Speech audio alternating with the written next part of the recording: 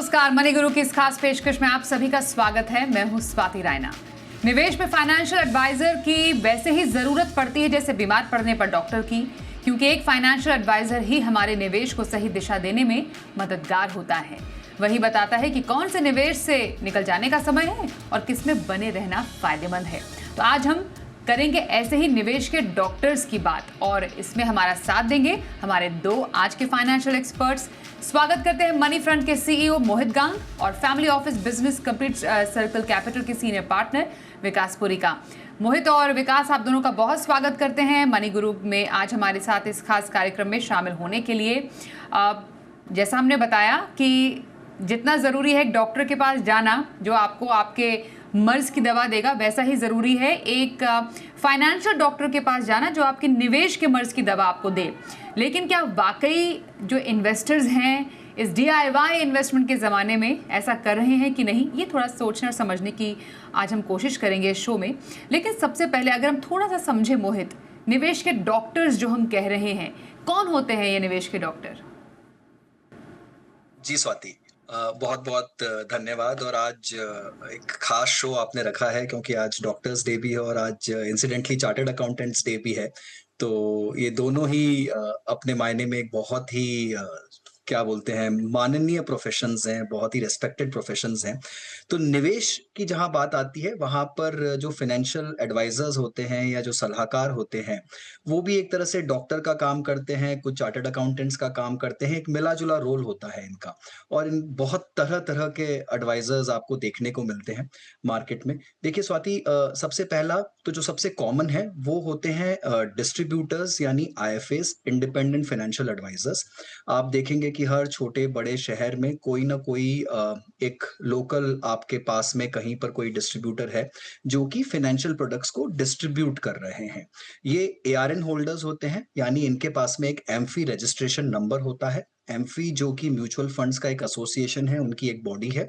वो इन्हें एक रजिस्ट्रेशन नंबर उपलब्ध करवाती है जब ये कुछ बेसिक क्वालिफिकेशंस और डॉक्यूमेंटेशन पूरा कर लेते हैं। तो ये तो हो गई सबसे कॉमन जो आप और हम रोज देखते हैं। इसके बाद एमफी के जो रजिस्टर्ड लोग होते हैं वो कॉर्पोरेट रजिस्ट्रेशन में या इंडिविजुअल रजिस्ट्रेशन में काम कर सकते हैं। तो जब आप बैंक से डील करते हैं या जब किसी बड़े नेशनल लेवल डिस्ट्रीब्यूटर से डील करते हैं, तो ये कॉर्पोरेट रजिस्ट्रेशन में काम करते हैं। और इनके अंडर में जो लोग काम करते हैं, जिन्हें आप रिलेशनशिप मैनेजर या आपके एडवाइजर्स या पोर्टफोलियो मैनेजर या वेल्थ मैनेजर या जो भी नाम देकर बुलाते हैं, वो EUIN होल्डर्स होते हैं। ये उसी कॉर्पोरेट एमफी रजिस्ट्रेशन नंबर के अंदर में अपना काम करते हैं। इसके बाद जो एक छोटी श्रेणी है जिन्हें हम फाइनेंशियल एडवाइजर RIAs या फिर रजिस्टर्ड इन्वेस्टमेंट एडवाइजर भी कहते हैं, ये सेबी रजिस्टर्ड होते हैं। और इन्हें सेबी की तरफ से स्पेशल रजिस्ट्रेशन नंबर दिया जाता है। इन्हें सेबी के साथ में डायरेक्ट एम्पैनलमेंट करना पड़ता है और इन्हें फिड्यूशरी रिस्पॉन्सिबिलिटी ओन करनी पड़ती है अपने क्लाइंट्स को दिए गए एडवाइस की। तो जहां पर डिस्ट्रीब्यूटर्स होते हैं वो सिर्फ डिस्ट्रीब्यूट करते हैं, फाइनेंशियल एडवाइजर्स का रोल होता है प्रॉपर एडवाइस देना, पोर्टफोलियो एलोकेशन और एसेट एलोकेशन देना, timely buy and sell recommendations और बाय एंड सेल कॉल्स देना और पोर्टफोलियो में अंडरवेट ओवरवेट स्ट्रेटजीज को बताना। तो इनका रोल काफी बड़ा और काफी अहम होता है, बट काफी लिमिटेड नंबर्स में ही फाइनेंशियल एडवाइजर्स भारत में है एंड बहुत ही लिमिटेड है। इसके अलावा देन आपके पास में इंश्योरेंस एडवाइजर्स भी होते हैं, PFRDA एडवाइजर्स भी होते हैं और दूसरे एडवाइजर्स होते हैं। बट जहां तक म्यूचुअल फंड की बात आती है स्वाति, यही दो मुख्य कैटेगरीज हैं। तो फाइनेंशियल एडवाइजर्स कई प्रकार के, और कभी ना कभी आपके निवेश की जर्नी में आपको इनकी ज़रूरत भी पड़ेगी या पड़ती होगी। लेकिन विकास, जैसा आप बताया मोहित ने भी कि फाइनेंशियल एडवाइजर्स की जो संख्या है वो भारत में उतनी ज़्यादा इंकरेजिंग नहीं है। हम जिस तरीके से इन्वेस्टर्स की संख्या बढ़ती हुई देख रहे हैं महीना दर महीना, क्या उसके अनुपात में फाइनेंशियल एडवाइजर्स की जो संख्या है वो बढ़ रही है? क्या कहता है ये रेशो? धन्यवाद स्वाति। हाय मोहित भाई। देखिए स्वाति, बिल्कुल सही बोला कि अगर हम 140 करोड़ की जनसंख्या देखते हैं, उसके सामने हमारे पास जो एडवाइजर आज की तारीख में अगर आप निवेशकों का जो पूरा यूनिवर्स है उसमें रफली एक एडवाइजर 14,000 लोगों के बीच में है, तो विच इज़ वेरी लो, मतलब बहुत ही कम है। और अगर आप RIAs भी देखेंगे तो 1,000-1,200 के आसपास जो है RIAs हैं। लेकिन एक चीज जरूर है स्वाति, अगर आप पूरा इंडस्ट्री को देखें तो लास्ट जो 5 साल में जिस तरीके से इंडस्ट्री का AUM बढ़ा, जिस तरीके से फोलियोज बढ़े हैं, जिस तरीके से निवेशक आए हैं, जिस तरीके से आप डीमैट खुले हैं, वो जो जो स्पीड थी, जो पेस थी, शायद उसको एक टर्बो सा लग गया पिछले 5 साल में। मुझे ऐसा लगता है कि आने वाले समय में ये अभी भी, क्योंकि गैप बहुत बड़ा है, लेकिन शायद इसकी भरपाई हो जाएगी अगले और 4-5 साल में। अगर आप देखेंगे काफी सारे एडवाइजर्स आ जाएंगे। लेकिन एक चीज और भी कहना चाहूंगा स्वाति, क्योंकि शायद एक हमारी म्यूचुअल फंड इंडस्ट्री ही ऐसी इंडस्ट्री है जो इतनी ज्यादा रेगुलेटेड, इतनी ट्रांसपेरेंट, और उसमें अगर आप मार्जिन्स भी देखें in terms of income to the service provider, वो इतना थिन, वेफर थिन मार्जिन्स रहते हैं कि शायद ये बहुत सारे एडवाइजर्स या न्यू एज एडवाइजर्स को इतना अट्रैक्ट नहीं करता है। बिकॉज मे बी और भी जो दूसरे जितने भी विकल्प होते हैं लोगों के पास में, तो कहीं ना कहीं वो थोड़ा डिस्करेज हो जाता है कि क्योंकि उनको बिल्ड करने में बहुत टाइम लगेगा, सरवाइव करने में बहुत टाइम लगेगा। But still having said that, मैं ये नहीं बोल रहा हूँ कि लोग इसमें नहीं आ रहे हैं। इनफैक्ट अगर आप देखेंगे जो आपका फिनटेक मॉडल हुआ है, उसकी वजह से जिस तरीके से प्लेटफॉर्म क्रिएशन हुई है, और मैं ये भी मानता हूं कि जो फिनटेक कंपनीज ने इतना बड़ा यूनिवर्स क्रिएट कर दिया, उसमें जो हम जैसे एडवाइजर्स होंगे या जो इस फील्ड में आना चाहते हैं, उनके लिए एक प्लेटफॉर्म हो गया। बिकॉज बहुत सारे निवेशक जब शुरू के दौर में आते हैं तो शायद उनको एक शॉर्ट टर्म के लिए अच्छा एक्सपीरियंस होता होगा, लेकिन जब एक समय निकल जाता है या एक पर्टिकुलर पोर्टफोलियो की वैल्यू हो जाती है, तब उनको लगता है कि हम अब रिस्क नहीं ले सकते सिर्फ अपने ऊपर, अपने स्टडी से, तो हमें एक एडवाइजर की जरूरत है। तो शायद आने वाले समय में हम इसका नंबर काफी बढ़ता हुआ देखेंगे। तो अभी फिलहाल अनुपात कुछ खास अच्छा नहीं है निवेशकों और फाइनेंशियल एडवाइजर के बीच में, लेकिन विकास को पूरा भरोसा है कि आने वाले टाइम में हो जाएगा ये, धीरे धीरे करके इस पे इम्प्रूवमेंट हम ज़रूर देखेंगे। लेकिन ज़रूरी क्यों है, ये एक बहुत बुनियादी सवाल है मोहित, जो कि आजकल के एक डिजिटल ज़माने में हम सब समझना चाह रहे हैं, और आप दोनों ही एक्सपर्ट्स इसका बेहतर जवाब हमें देंगे। DIY इन्वेस्टमेंट है, AI जनरेटेड, अब हर कोई चीज़ हमारे सामने अवेलेबल है, बिल्कुल मिनटों में भी क्या, सेकंड्स में। तो ऐसे में एक फाइनेंशियल एडवाइज़र की भूमिका और उनकी इम्पोर्टेंस 2025 में कितनी हो जाती है? जी। देखिए स्वाति, अभी आप अगर इसको इस तरह से समझना चाहें आसान शब्दों में, तो अगर मुझे घर पर बुखार आ जाता है, तो काफ़ी हद तक मैं एक क्रोसिन ले लूँगा या डोलो ले लूँगा। मेरी समझ के हिसाब से मुझे यही बताया गया है, यही सिखाया गया है, काफ़ी बार डॉक्टर्स ने ये बोला है मुझे, तो ले लूँगा। अगर ठीक हो गया तो ठीक है, राइट? एंड अगर 2-3 दिन में मान लीजिए फ़र्क नहीं पड़ता है और बुखार बढ़ने लग जाता है, तो शायद हो सकता है कि मुझे किसी नियर बाय क्लिनिक में, किसी आस-पास के डॉक्टर में, जान-पहचान वाले से बात करके फ़ोन पे भी मैं पूछ सकता हूँ और कुछ करवा सकता हूँ। बट मान लीजिए मैं फिर भी ठीक नहीं होता हूँ, तो मुझे कुछ कहीं पर किसी हॉस्पिटल में जाकर अपने ब्लड टेस्ट और वो सब करवाने पड़ेंगे, और मान लीजिए उसके बाद भी कुछ नहीं फ़र्क पड़ता है, तो हो सकता है कि मुझे किसी स्पेशलिस्ट के पास जाना पड़ेगा। तो अपना-अपना सबका नॉर्मल है स्वाति, अगर आप इसे देखना चाहें तो। काफ़ी लोग निवेशक ऐसे होते हैं जिन्हें लगता है कि उन्हें खुद को काफ़ी समझ है, वो डोलो खाकर और क्रोसिन खाकर अपने बुखार को मिटा सकते हैं। तो ऑब्वियसली ये निवेशक या तो नए निवेशक होते हैं या फिर ये बहुत ज़्यादा एडवांस लेवल पे होते हैं, जिन्हें अपने बारे में, अपने फाइनेंसेस के बारे में पूरी तरह से पूरी नॉलेज है और वो खुद से सब कुछ सँभाल सकते हैं। कुछ निवेशक ऐसे होते हैं जो लोगों से बात कर कर, फ़ोन पर, ट्विटर पर, सोशल मीडिया पर पढ़कर, सुनकर, देखकर, समझकर कुछ न कुछ अपना ताना-बाना बुन ही लेते हैं। और कुछ ऐसे होते हैं जिन्हें इस तरह के मेक डू अरेंजमेंट से अच्छा नहीं लगता है। वो किसी प्रॉपर डॉक्टर, किसी प्रॉपर सलाहकार के पास में जाते हैं, उनसे बैठते हैं, उनके साथ में उन्हें अपना मर्ज़ समझाते हैं, सिम्पटम्स दिखाते हैं, प्रॉपर प्रिस्क्रिप्शन लेते हैं और एक प्रॉपर मेडिसिनल उसके ऊपर में कोर्स में काम करते हैं, राइट? तो सबका जो असर होता है, सबका जो ट्रीटमेंट होता है वो डिफरेंट होता है। अब यहाँ पर ये जो राह चुननी है, ये सब निवेशकों को अपने हिसाब से, अपने लिहाज से चुननी पड़ेगी। बट मेरा ये मानना है कि कोई भी बीमारी और कोई भी फाइनेंशियल बीमारी का जो सही उपचार है, वो एक अच्छा फाइनेंशियल एडवाइज़र ही आपको बता सकता है। कब मार्केट में एंट्री लेनी है, कब एग्ज़िट लेना है, कितना एसेट एलोकेशन करना है, किस अनुपात में करना है, कब इमोशनल नहीं होना है, कब आपको मार्केट्स के बहाव में नहीं आ जाना है, कब आपको डेट में डालना है, कमोडिटीज में डालना है, ये बहुत सारे टफ क्वेश्चंस हैं। और साथ ही साथ में आपकी फाइनेंशियल प्लानिंग, आपके गोल्स क्या हैं, आपके लक्ष्य क्या है, आपको किस लिए पैसा बचाना है, इन्फ्लेशन का उस पर क्या असर आएगा, किस साल में आपको कितनी रकम लगेगी, उसे कैसे सेव करना है, प्रोटेक्ट करना है, बहुत सारे ऐसे सवाल होते हैं जो एक प्रॉपर एडवाइजर प्रॉपर प्लानिंग के साथ में बैठकर ही कर सकता है। तो मुझे हमेशा से यही लगता आया है कि एक प्रॉपर डॉक्टर और प्रॉपर एडवाइजर, इनको आप कभी भी रिप्लेस नहीं कर सकते। क्या मेक डू अरेंजमेंट्स रहेंगे? बिल्कुल रहेंगे हमारी लाइफ में, और ये सबको अपना-अपना उपचार खुद ही ढूँढना पड़ेगा।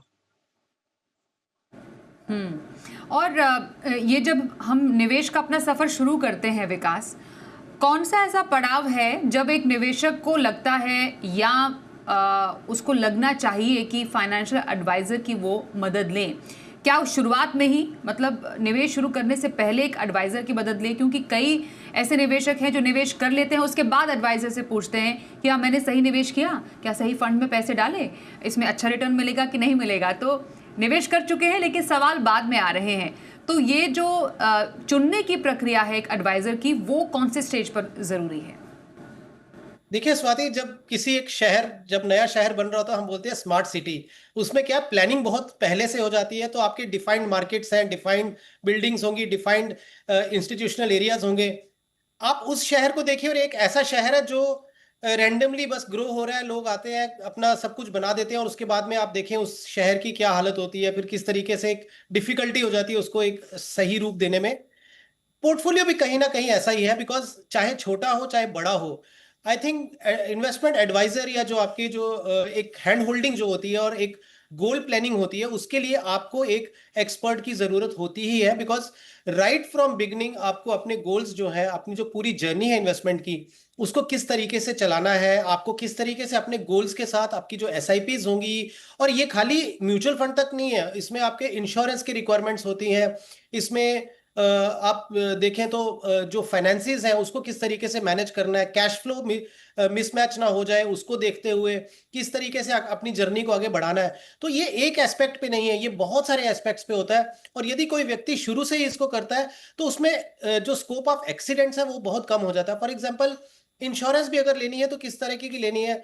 ऐसा होता है कि बिना किसी एडवाइजर के आप शुरू में ले लेते हैं, फिर उनको लगता है कि ये तो उतनी काम की इंश्योरेंस नहीं ली, चाहे वो हेल्थ इंश्योरेंस हो, चाहे वो लाइफ इंश्योरेंस पॉलिसीज हो, या फिर इन्वेस्टमेंट्स की भी जब आप बात करते हैं तो उसमें भी ये रिस्क एपिटाइट आपकी क्या है, टाइम होराइजन कितना है, गोल क्या है, ये सब देके एक पूरा ब्लूप्रिंट बनाना बहुत जरूरी है।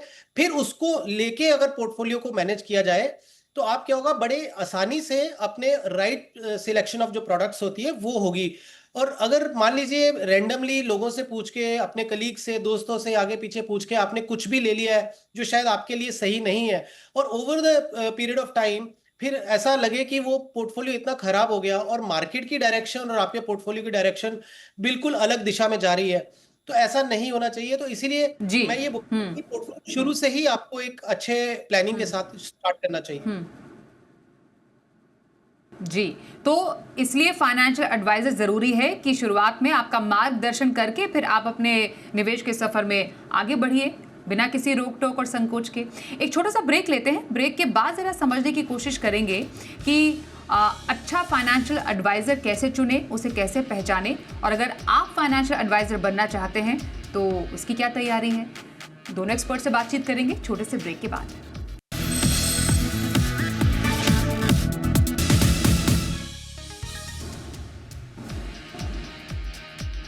निवेश के डॉक्टर यानी फाइनेंशियल एडवाइजर्स, निवेश सलाहकार, क्या है इनका रोल, क्यों है जरूरी, कैसे चुने अच्छा फाइनेंशियल सलाहकार, इस पर चल रही है खास बातचीत दो फाइनेंशियल एक्सपर्ट्स के साथ, विकास पुरी और मोहित गांग। अब क्योंकि फाइनेंशियल एडवाइजर्स, फाइनेंशियल इन्फ्लुएंसर, जिन्हें फिनफ्लुएंसर्स कहते हैं, उनकी बाढ़ आ गई है, तो ये थोड़ा सा जज करना मुश्किल हो जाता है कि किसकी राय अपनाएं, किसकी राय को ज़्यादा तवज्जो ना दें।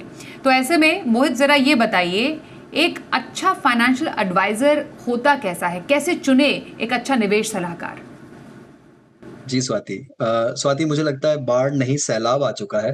और हर चैनल पर, हर सोशल मीडिया प्लेटफॉर्म पर आप जहाँ जाएंगे वहाँ पर कोई ना कोई किसी न किसी तरह की सलाह दे रहा है। और ये अक्सर ये पता करना मुश्किल हो जाता है कि क्या सही है क्या गलत है। देखिए, मेरा सबसे बड़ा और सबसे पहला एडवाइस यही रहेगा कि बेशक आप जाइए, सारे सोशल मीडिया प्लेटफॉर्म्स पर जाइए और वहाँ पर सुनिए, आपको जो अच्छा लगता है, जिसकी बात करने की शैली आपको अच्छी लगती है, जिसका एडवाइस आपको या जो पॉइंट्स बोल रहे हैं वो आपको ठीक लगते हैं, आप सबको सुनिए।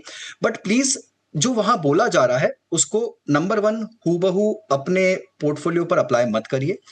नंबर 2, जो लोग वहां बोल रहे हैं यूट्यूब पर स्पेशली, या फिर और इंस्टा पर, लेट से, और टेलीग्राम जैसे चैनल्स पर, प्लीज वहां जाकर आप उनको ब्लाइंडली फॉलो मत कर लीजिए या उनके कहने पर कहीं पैसा मत लगा लीजिए।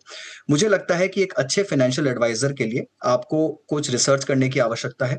सबसे पहले आप उनका प्रोफाइल, उनका बैकग्राउंड चेक करिए, उनका अनुभव देखिए कि वो कितने सालों से मार्केट में हैं, उन्होंने पहले कहाँ काम किया है, कब से काम कर रहे हैं, उनके क्लाइंट्स किस तरह के हैं, किस तरह के प्रोफाइल्स को वो केटर कर रहे हैं। अगर कहीं से रेफरेंस चेक ले सकते हैं, कहीं से आप उनसे किसी उनके जो एग्जिस्टिंग क्लाइंट्स हैं उनके नाम पूछ सकते हैं, अगर कुछ वो बताना शेयर करना चाहें कि आप उनसे कुछ रेफरेंस लेकर समझ सकें। अगर पॉसिबल है तो डेफिनेटली जाकर आप उनका ऑफिस प्रेमाइसेस देखिए, उनके सिस्टम्स देखिए, उनकी टीम को देखिए कि वो क्या कर रहे हैं, कैसे कर रहे हैं, कितना कर रहे हैं, उस सबको समझिए। उसके बाद जाकर उनकी वेबसाइट्स चेक करिए, उनके रजिस्ट्रेशंस जो उन्होंने एमफी के साथ, सेबी के साथ या किसी और रेगुलेटरी बॉडी के साथ में ले रखे हैं, उनके लाइसेंसेस नंबर्स चेक करिए। एक अच्छी प्रैक्टिस होगी कि आप उसे जाकर वेरीफाई करिए, राइट। एंड उसके बावजूद भी आप कभी भी एकदम ब्लाइंडली बहुत सारे पैसे के साथ में आप किसी पर भी भरोसा नहीं कर सकते। ग्रेजुअली अपने पोर्टफोलियो को बिल्डअप करिए, ट्रस्ट आने दीजिए, प्रोसेस को समझिए कि वो क्या प्रोसेस फॉलो कर रहे हैं। कहीं ऐसा तो नहीं है कि वो आपको सिर्फ 2 या 4 स्कीम का नाम बताकर निकल जा रहे हैं और फिर वापस कभी लौट कर नहीं आ रहे हैं। तो आप देखिए कि वो क्या प्रोसेस फॉलो करते हैं, क्या रिव्यू मैकेनिज्म फॉलो करते हैं, क्या वो पीरियोडिकली वापस आ रहे हैं आपके पोर्टफोलियो पर, आपसे बातचीत कर रहे हैं, आपको समझा रहे हैं, क्या वो आपका हैंड होल्डिंग कर रहे हैं, क्या इमोशनली वो आपको मैनेज कर रहे हैं, फाइनेंशियली मैनेज करने के साथ साथ। तो बहुत सारे पहलू होते हैं यहाँ पर आपको जो जज करने पड़ेंगे किसी के भी साथ जाने के लिए। सिर्फ एक सलाह मैं फिर से दोहराना चाहूंगा कि सिर्फ सोशल मीडिया पर जाकर आप किसी को भी सुन लीजिए बट फॉलो मत करिए। और सोशल मीडिया पर भी और इंस्टाग्राम चैनल्स, व्हाट्सएप चैनल्स पे भी हर कोई एडवाइस जो दे रहा है वो सही भी नहीं है। ये कोई डीप फेक भी हो सकता है और एआई जनरेटेड भी हो सकता है, तो इसका भी ध्यान रखिएगा। एक तो इन्फ्लुएंसर्स हो गए और दूसरा पूरा मामला ही जो झोलमाल वाला होता है, गोलमाल वाला होता है, वैसा स्थिति भी है, तो इसलिए बहुत ध्यान रखिएगा। अब एक और एडवाइजर्स होते हैं जिनको रोबो एडवाइजर कहते हैं। ये भी पॉपुलर है, तो विकास मैं ज़रा आपसे समझूं कि एक जो रोबो एडवाइज़र है वो कैसे डेटा के आधार पर निवेश सलाह देते हैं और कितने ज़्यादा ये क्रेडिबल हैं। एक निवेश सलाहकार और एक रोबो एडवाइज़र के बीच अगर फ़र्क करना हो तो कैसे समझें, क्या सही है? देखिए स्वाति, बहुत पहले ही जब ये रोबो एडवाइजरी की बात शुरू हुई थी तो थोड़ा सा लोगों में ये भी चिंता का विषय हो गया था, स्पेशली जो इस फील्ड से जुड़े हैं, कि हमारा पता नहीं जॉब या हमारा बिजनेस कहीं चला ना जाए क्योंकि रोबो एडवाइजरी आ गई। और रोबो एडवाइजरी को बहुत ज़्यादा एक बहुत ज़्यादा जिसको आप बोलते हैं कि हाइप क्रिएट हो गया था उसके लिए। लेकिन स्वाति, निवेश जो होता है, जैसे आज हम क्योंकि डॉक्टर्स की बात कर रहे हैं, मान लीजिए अगर हम गूगल सर्च करके, जैसे मोहित भाई बोल रहे थे कि हम कोई सी भी मेडिसिन ले लें या कुछ भी ले लें, लेकिन आप प्रॉपर डायग्नोसिस कैसे करेंगे? आप किस तरीके से, क्योंकि हम एक कुछ हद तक बेसिक चीजों के लिए तो हम गूगल का या किसी चीज का यूज कर सकते हैं। सिमिलरली इन्वेस्टमेंट्स के लिए भी अगर हम एक बेसिक फ्रेमवर्क होगा तो उसमें शायद थोड़ा बहुत रोबो एडवाइजर्स जो होते हैं, रोबो एडवाइजर्स क्या है, बेसिकली प्री प्रोग्राम्ड है कि आपने अपने कुछ इनपुट्स डाले, उसके बेसिस पे वो कुछ सजेशंस थ्रो करेंगे। सो बेसिकली रोबो एडवाइजर भी जो देखा जाएगा, इनपुट आपकी तरफ से होगी तो ही वो आगे कोई सजेशंस थ्रो करेगा। नाउ क्या वो इनपुट जो आप दे रहे हैं उसकी क्या गारंटी कि मेरे इनपुट्स जो सही हैं, जो मेरे लिए सही हैं? तो इसके लिए, और दूसरा जैसा हमने बोलते हैं कि ये स्पेशली जब हम मेडिकल फील्ड की बात करते हैं या फाइनेंशियल एडवाइजर की बात करते हैं या इवन लीगल ओपिनियन जब हम लॉयर्स से मिलते हैं, तो एक personal touch is very important, because end of the day हमारी इन्वेस्टमेंट्स के साथ हमारे इमोशंस भी हैं और हमारी लाइफ भी जुड़ी हुई है। हम प्रिडिक्टिव एनालिसिस कोई भी रोबो एडवाइजर नहीं कर सकता है। किसी तरह के इवेंट हो जाए, फैमिली में किसी तरह का कोई इवेंचुअलिटी या कुछ हो जाए, तो रोबो एडवाइजर उस चीज को उतने अच्छे तरीके से नहीं मैनेज कर पाएगा जो कि एक एडवाइजर कर सकता है, बिकॉज वो आपके लिए हर तरह की इमोशनल सपोर्ट भी कह सकते हो वो भी लेके आता है। तो रोबो एडवाइजरी जो मुझे लगता है कि एक बहुत बेसिक फ्रेमवर्क के हिसाब से ठीक है। हाँ, मैं ये मान सकता हूँ कि आप अगर किसी एडवाइजर के थ्रू आप अपने पोर्टफोलियो को मैनेज कर रहे हैं, तो आप एक रोबो एडवाइजरी के थ्रू जस्ट टू एक जैसे आप वैलिडेट करने के लिए आप देखना चाहते हैं कि कितना डिफरेंस आ रहा है या क्या आ रहा है, उसके लिए आप उसको शायद थोड़ा बहुत यूज कर सकते होंगे। लेकिन आज तक अगर आप देखें स्वाति, मेजोरिटी ऑफ जब निवेशकों के साथ हम मिलते हैं, हमने हार्डली कोई ऐसे एडवाइजर देखे जो सिर्फ रोबो एडवाइजरी के ऊपर ही अपना पोर्टफोलियो चला रहे हैं। तो मुझे लगता है कि ये एक बहुत छोटा सा हिस्सा बन के रह गया है इन टर्म्स ऑफ इन्वेस्टमेंट एडवाइजरी में या इन्वेस्टमेंट्स की जो भी आपको सलाह मिलती है। तो कहीं ना कहीं मुझे लगता है जो एक पर्सनल टच, ह्यूमन टच जो एक डॉक्टर दे सकता है, वही एक फाइनेंशियल कंसल्टेंट आपको दे सकता है। बिल्कुल। और अब काफ़ी ऐसे लोग हैं मोहित, जो कि चाहते हैं कि वो खुद फाइनेंशियल सलाहकार बने। फाइनेंशियल सलाहकार तो है यूँ तो बहुत, लेकिन कितनी पढ़ाई लिखाई करनी पड़ती है फाइनेंशियल सलाहकार बनने के लिए, ज़रा आप बताइए। और क्या सर्टिफिकेशंस होती हैं, क्या तैयारी है, कितना टाइम लगता है जिससे पहले आपके पास वो ठप्पा होता है एक रजिस्टर्ड फाइनेंशियल एडवाइज़र का? स्वाति, मैं यहाँ पर स्पेसिफिकली रजिस्टर्ड इन्वेस्टमेंट एडवाइजर्स की बात करूंगा, जिसका जो सेबी ने 2013 में शुरू किया था ये कॉन्सेप्ट इंडिया में। ये कॉन्सेप्ट यूएस में 1940 में आ गया था, बट इंडिया में ये कॉन्सेप्ट बहुत ज़्यादा पुराना नहीं है। तो रजिस्टर्ड इन्वेस्टमेंट एडवाइजर बनने के लिए आपको सबसे पहले तो NISM का 10A और 10B सर्टिफिकेशन क्लियर करना पड़ेगा। आपके पास में रेलेवेंट फाइनेंशियल मार्केट्स का एक्सपीरियंस होना चाहिए, कम से कम 5 साल का, और आपके पास में कोई तो पोस्ट ग्रेजुएट क्वालिफिकेशन होना चाहिए। तो ये तो हो गई बेसिक बातें। जब आपने 10A 10B क्लियर कर लिया है, तब आपको ये चुनना पड़ेगा कि आप कॉर्पोरेट लेवल पे ये लेना चाहते हैं RIA का सर्टिफिकेट, या फिर आप इंडिविजुअल नाम पे लेना चाहते हैं। दोनों ही केसेस में आपको सबसे पहले BSc में अप्लाई करना पड़ेगा, जो कि एक डिफाइंड SRO है सेबी के द्वारा। एक स्टैट्यूटरी रेगुलेटरी बॉडी बना दिया है सेबी ने RIAs को मैनेज करने के लिए सेपरेटली। तो आप BSc में पहले अप्लाई करेंगे। BSc की एक अपनी प्रक्रिया है, कुछ फॉर्म्स हैं, कुछ पैरामीटर्स हैं, उस पर आप अप्लाई करेंगे। एंड उसके साथ में फिर आपको once you get clearance from BSc, तब आपको सेबी में अपना एप्लीकेशन BSc के थ्रू ही फॉरवर्ड हो जाता है आजकल। और यहाँ पर आपको अपना ऑफिस, अपने कंप्लायंस ऑफिसर, अपने प्रिंसिपल ऑफिसर, इन सब की डिटेल्स देनी पड़ेंगी, अपना रिसर्च के प्रोसेस की जानकारी देनी पड़ेगी, अपने इंफ्रास्ट्रक्चर की जानकारी देनी पड़ेगी, और बहुत सारे ऐसे क्राइटेरियाज होते हैं जो आपको फुलफिल करने पड़ेंगे। इसके साथ में एक फॉर्म A करके एप्लीकेशन फॉर्म आता है, उस पर आपको ये सारी जानकारी भरकर और देनी पड़ेगी। आपको अपना रेलेवेंट एक्सपीरियंस के सारे डॉक्यूमेंट्स शेयर करने पड़ेंगे। ITRs, नेटवर्थ के सर्टिफिकेट भी लगते थे पहले। अभी ये क्राइटेरिया थोड़ा ईज ऑफ कर दिया गया है, और उसकी जगह अभी आजकल आपको एक फिक्स डिपॉजिट रखना पड़ता है। जितने क्लाइंट्स आप मैनेज करते हैं उस पर एक लैडर स्ट्रक्चर है कि कितने का फिक्स डिपॉजिट आपको करना पड़ेगा। तो ये सारी चीजें हैं। आप इसके बाद में आपको सेबी का अप्रूवल आता है, और वो अप्रूवल आने के बाद में आप अपने एडवाइजरी की प्रैक्टिस को शुरू कर सकते हैं। पर ये मान के चलिए कि एडवाइजरी की प्रैक्टिस करने के लिए आपको काफी सारी दूसरी फॉर्मेलिटीज भी पूरी करनी पड़ेंगी। इसमें एक एनुअल ऑडिट होता है सेबी का, जो आपको करवाना पड़ेगा हर साल। उसके बाद में क्लाइंट सेग्रीगेशन सर्टिफिकेट्स होते हैं जो लगेंगे आपको अपने चार्टर्ड अकाउंटेंट से, और जो ऑडिट होती है वो एक कंपनी सेक्रेटरी द्वारा या एक लॉयर द्वारा की जाती है। तो ये बहुत सारी चीजें हैं, और बहुत सारे प्रोसेसेस आपको फॉलो करने पड़ेंगे। एडवाइजरी एग्रीमेंट्स अपने क्लाइंट्स के साथ में साइन करने पड़ेंगे, और उसके बहुत सारे डिफाइंड मैकेनिज्म्स भी हैं। तो बहुत सारी चीजें हैं, but once you are through with all this, then आप एक एलीट कैटेगरी में आ जाएंगे रजिस्टर्ड इन्वेस्टमेंट एडवाइजर्स की, जो कि भारत में फिलहाल कुछ 1100-1200 ही है इस वक्त। तो मतलब कुल मिलाकर एक निवेश सलाहकार बनना, रजिस्टर्ड इन्वेस्टमेंट एडवाइजर बनना बिल्कुल भी आसान नहीं है। बहुत तैयारी, पढ़ाई करनी पड़ती है, और अगर आप भी बनना चाहते हैं तो तैयारी कीजिए। एक रजिस्टर्ड क्रेडिबल इन्वेस्टमेंट एडवाइजर बनिए और फिर निवेश का ज्ञान आगे बढ़ाइए। बहुत धन्यवाद करेंगे मोहित और विकास, जो दोनों हमारे बहुत ही बेहतरीन निवेश सलाहकार हैं, हमारे साथ निवेश के डॉक्टर्स पर चर्चा करने के लिए। रुकते छोटे से ब्रेक के लिए मनी गुरु में बस इतना ही। देखते रहिए जी बिजनेस।